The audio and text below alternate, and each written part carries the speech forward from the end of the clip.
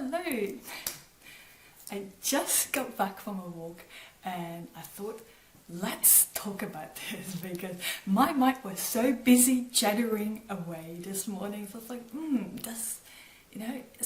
do you have those times where it's that non-stop and it's quite unhelpful chatter that you have that can be critical, your critical voice, or for me this morning it was because it was cold. As you can see, I'm still wearing a few layers, but I live in subtropical Queensland, so it does not get that cold here.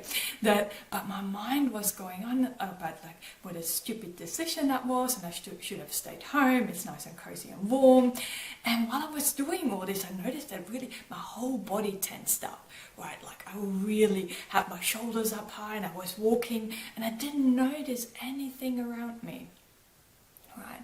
That inner chatter, it can really take away from our quality of life, really, isn't it? Because you can be at the beach, the most beautiful, stunning sunrise, and you're all caught up in your head. Does that ever happen to you? I think so. I think it's a human experience. It gets pretty much everyone. But what do we do about it, right?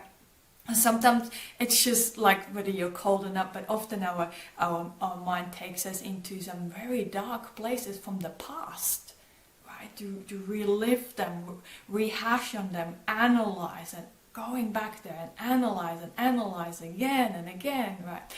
Or perhaps it's something more about predicting something going wrong in the future there.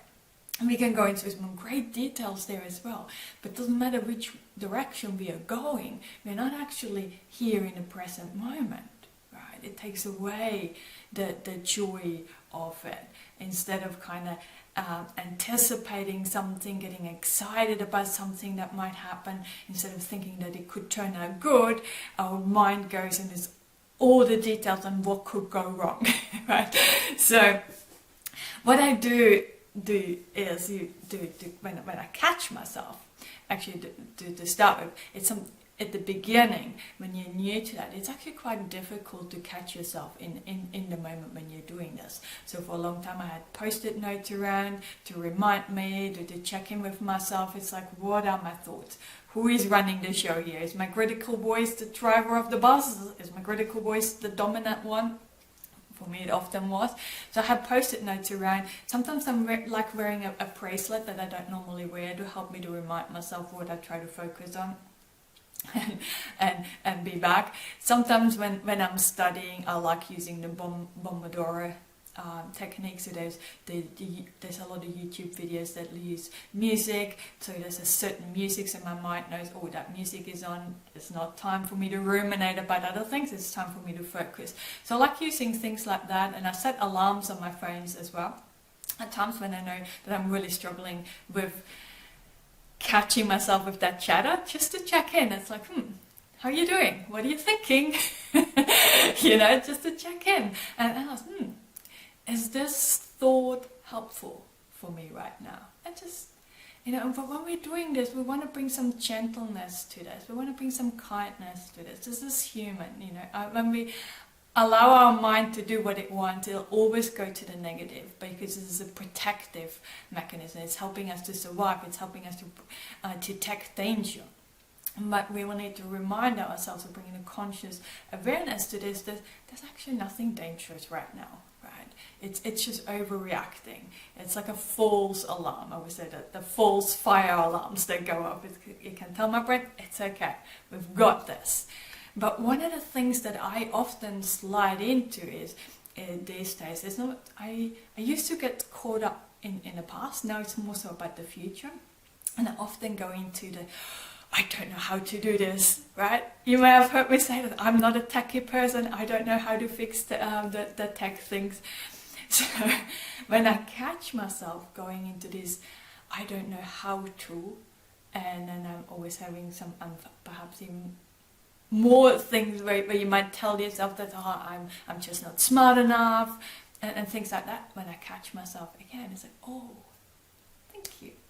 Bringing some of it, acknowledging it, neutral, matter-of-fact way. Oh, That's my not so helpful voice. Thank you for trying to protect me, bringing myself back here and now, and shifting that.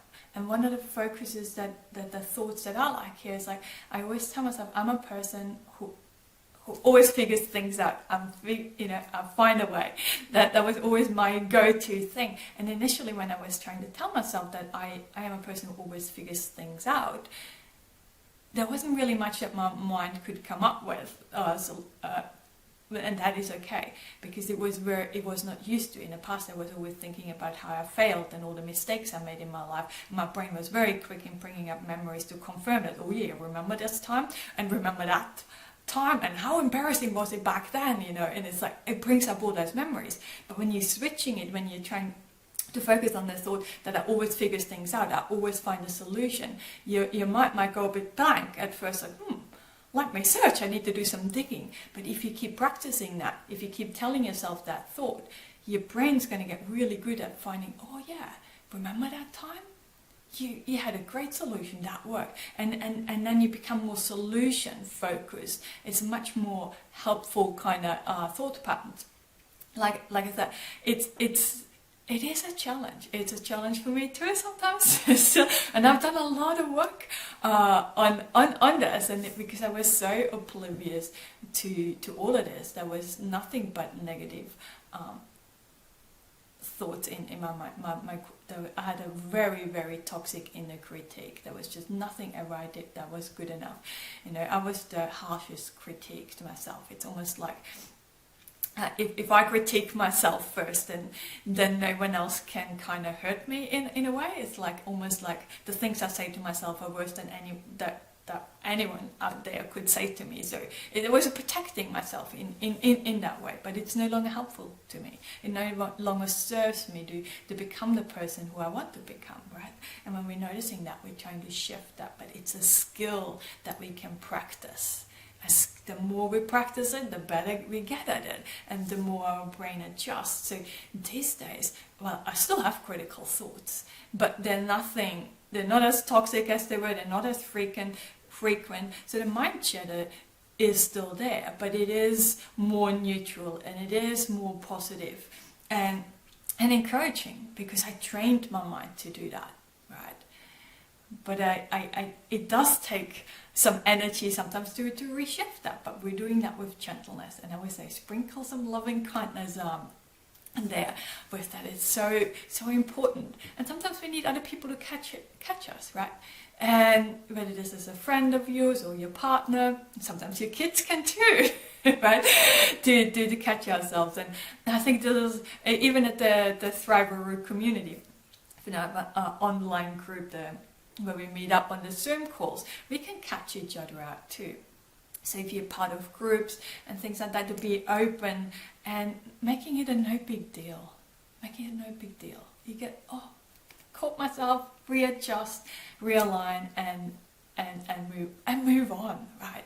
Holding ourselves really light. This is a real big focus for me, and this is what we keep reminding ourselves in the Thriver community too. I'm going to tell you a little bit about the Thriver community, because I'm actually quite excited. I just changed all the website and rearranged everything around, and did some new videos for that too. But if you don't know, I do have an online community where we meet up every week. Like, we have 4 different times a week that we have Zoom calls, group calls, where we just can get together and inspire each other, help each other out in catching ourselves when we kind of dismiss a compliment, or not even dismiss, not even just brushing over, not even noticing, and not letting it sink in and touch our heart. This is so key in our healing. I found that pausing when we receive a compliment, and actually let that sink in and allow ourselves to feel good about this, right? How do you go with that? This was really difficult for me.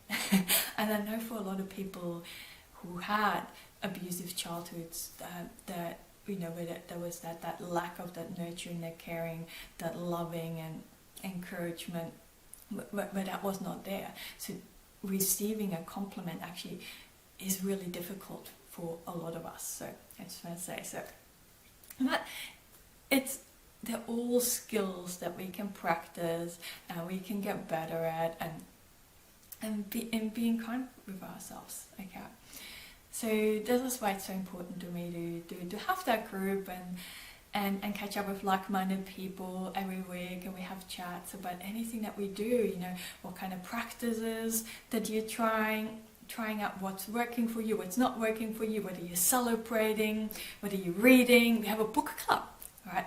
Have you joined our book club? We actually, yesterday we had a book club meeting on the book The Highly Sensitive Person. Our next book is The Anatomy of the Spirit, I think. Oh, I do a separate post about that. I can't remember the full title now. I only just started. I think it's a very exciting book. But just for people to come together and have conversations around those topics. And the more you have conversations with other people, you realize, hey, I'm not alone with this. Other people have similar struggles, similar challenges, and there's some people who have overcome them, and people actually found ways around this. And it just sparks hope, and it is inspiring to be with other people. That's how I feel about this. So I invite you to check it out and join us there as well. But in the meantime, I'm always looking forward to hearing from you here on Facebook as well, and on YouTube, wherever you catch me. and share with me, what are you working on right now? You know, what is it that is important to you in your life that you master? What kind of skills are you working on? Because one of my rules is always that only having one thing that I work on every single month, right? Because sometimes it feels like, oh, there's so many things so many skills that I want to get better at, so many areas that I want to work. You know, I want to have some deeper relationships. Perhaps you are wanting to have an intimate relationship. Maybe that's the area where you want to work on. So you're not attracting another narcissistic person, another toxic relationship. Perhaps it's parenting for you. Perhaps it's getting better at memorizing things because you really want to do this course or this studies. So we're all working on different things, but we always want to focus on one thing at a time, because sometimes we'll be trying to focus on too many things at once. It becomes really overwhelming. Okay, and I'm totally off topic now. I don't even know how I got there. Here I go. I just wanted to share with you guys what to do when our mind goes off chittering, and here I am chittering around. But I hope you find it helpful anyway. But as always, sending you lots of love and rainbows to brighten up the tough times just a little. See you guys. Bye.